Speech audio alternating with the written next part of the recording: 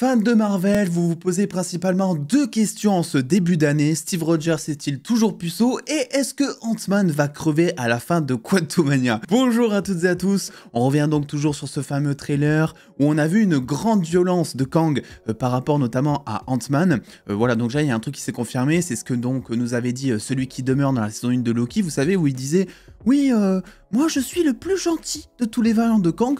Oui, clairement, avec ce trailer, je pense qu'on a pu le voir. Il était tout gentil, tout drôle, etc. Là, on a un Kang qui est prêt en découdre, qui met des coups de pied à la Bruce Lee. C'est incroyable, qui pète des casques, hein, c'est le cas de le dire.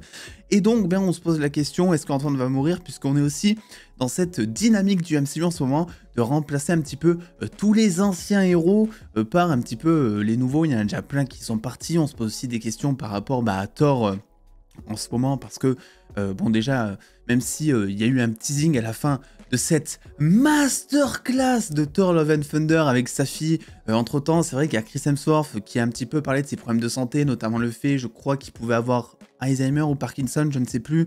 Voilà, et qui a fait comprendre que, bon, en gros, il prenait du temps pour lui, pour sa famille et tout.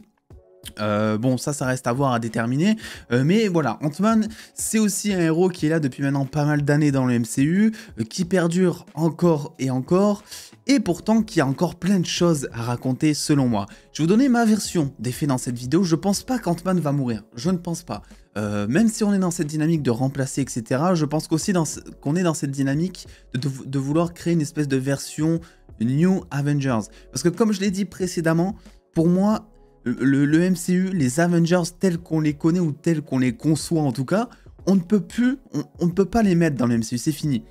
Et je pense que Marvel Studios en est très conscient. Si tu mets une nouvelle team, on va dire une espèce de team Avengers 2.0 à leurs yeux en tout cas, une nouvelle team Avengers, ça fonctionnera pas. On a déjà eu les Avengers en 2012, ça a été quelque chose de mythique, et je pense que voilà, en ce moment on est beaucoup à critiquer le MCU, mais il faut quand même rappeler que quand Avengers, premier du nom, est sorti, les plus cinéphiles peut-être d'entre nous, d'entre vous, même là, c'était incroyable, quoi. C'était le premier crossover super-héroïque, c'était quelque chose, quoi, à ce moment-là.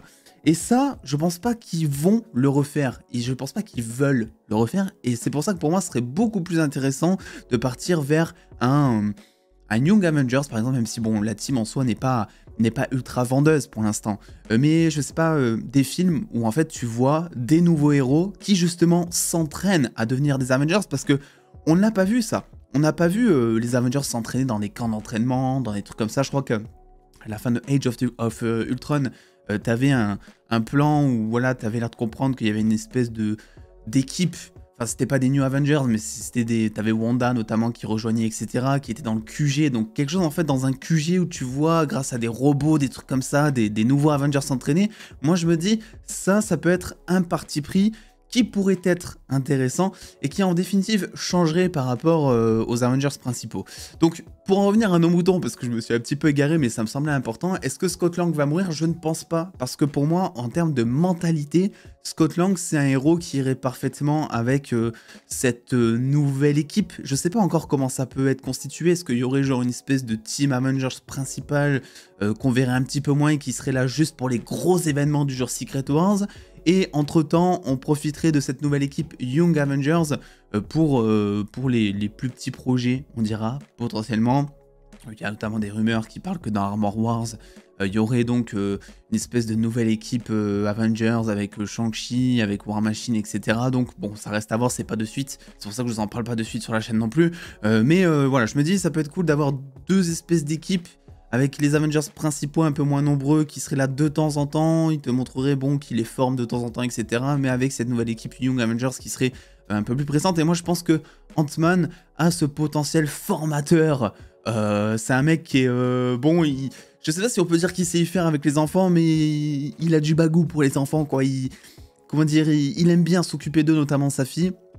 Et c'est un héros aussi qui va pas mal apprendre, puisqu'on a l'air de comprendre que dans ce film, Ant-Man va arriver à son point héroïque, finalement, une chose qu'on n'a jamais eu jusque-là.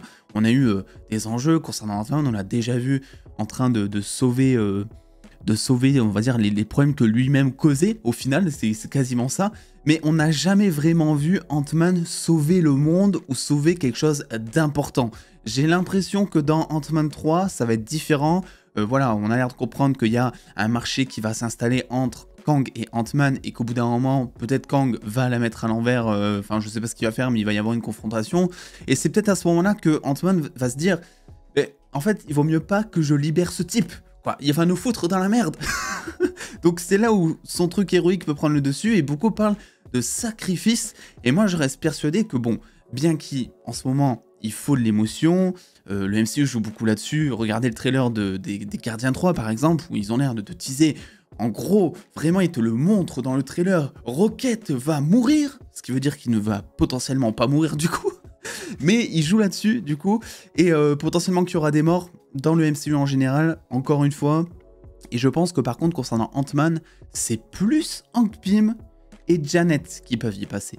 Parce que en soi, bon, on va pas se le cacher, je les vois pas dans 5 ans dans le MCU, ces deux acteurs. Je suis pas très fan d'ailleurs, pour être honnête non plus, de leur personnage. Et je pense qu'en fait, ils étaient utiles au moment où Ant-Man, justement, était dans cette espèce d'immaturité, cette espèce d'entre-deux, où bon, il avait le costume d'Ant-Man, mais c'était pas encore vraiment un héros, quoi, il pensait qu'à sa gueule, etc., où il se faisait former, notamment par Hank Pym. Je pense qu'on va arriver à la fin de Ant-Man 3 avec un Ant-Man qui, de la même manière que dans No Way Home, deviendra finalement le héros que l'on attend peut-être depuis longtemps.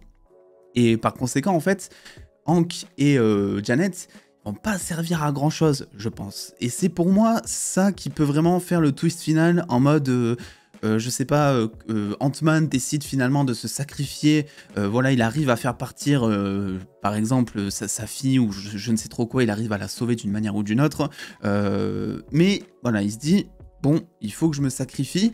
Et au moment de se sacrifier pour que Kang puisse ne pas s'échapper par ailleurs, ça serait Hank Pym qui viendrait en mode bouclier humain ou j'en sais trop rien. Ça peut totalement être ça. On a déjà eu plein de fois le cas avec notamment Quicksilver dans Avengers 2. On a eu Yondu, à chaque fois je dis correctement, je dis mal son prénom. On a eu Yondu aussi qui a fait ça dans Les Gardiens 2, il me semble. Donc pourquoi pas refaire ça pour Ant-Man 3, pour faire perdurer encore Ant-Man pour 1, 2, 3 films. Je ne sais pas, l'acteur d'ailleurs a dit en interview là récemment qu'il était plutôt chaud pour revenir dans le MCU tant qu'on l'appelait toujours, etc. Il n'y a pas vraiment de signe qui laisse présager que l'acteur en fait en aurait terminé avec Marvel Studios. Donc reste à voir un petit peu comment ça va se passer, mais je n'ai aucun mal à penser que Ant-Man pourrait mal se marier avec le nouvel univers Marvel, les nouveaux personnages qu'on essaie de nous introduire, et au contraire je pense que on peut enfin avoir une version d'Ant-Man qui sera beaucoup plus proche de celle des comics, c'est-à-dire un espèce de scientifique sérieux, parce qu'Ant-Man de base c'est ça, c'est un mec qui est quand même assez badass, un peu à la Tony Stark d'ailleurs, très intelligent, etc., qui mène un peu les Avengers par moment, sans pour autant que Ant-Man soit un scientifique, faut pas déconner. Scott Lang, c'est un ancien tolard, c'est un ancien voleur, donc il a des notions, etc., dues à son costume, mais après de là, le tournant scientifique, je pense pas. Mais voilà, à la fin d'Ant-Man 3, je pense qu'on peut se retrouver avec juste le Ant-Man beaucoup plus sérieux à l'apogée de son héroïsme. Et par contre, pour Janet et Hank, là, je suis un petit peu moins serein. Voilà, je sais pas tellement quoi en penser, mais et même c'est que j'espère peut-être qu'ils vont canner, quoi, tu vois.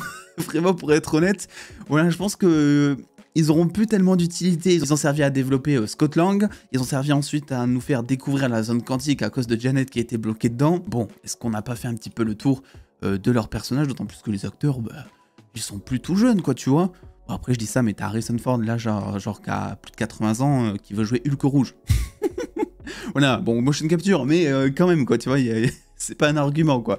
Donc écoutez, n'hésitez pas à me donner votre avis. Selon vous, est-ce que Ant-Man va canner dans ce film? Est-ce que Kang va défoncer Ant-Man? Est-ce que ça permettrait de rajouter de la valeur, de la dramaturgie au côté diabolique de Kang le Conquérant par un Jonathan Majors, s'il vous plaît, je le rappelle encore, mais qui est incroyable. Voilà, je le redis, mais je suis tellement content que cet acteur, dans les 2 mois qui vont suivre là après Ant-Man, même dans le mois qui suit, bah, il va jouer Kang et ensuite le méchant de Creed 3. Ah là là, quel plaisir. Bref, des bisous tout le monde, le pouce bleu, l'abonnement, tout ça, vous connaissez. Et puis en attendant, on se dit à très vite. À tout à l'heure en stream des 17h jusqu'à 20h. Des bisous les dos.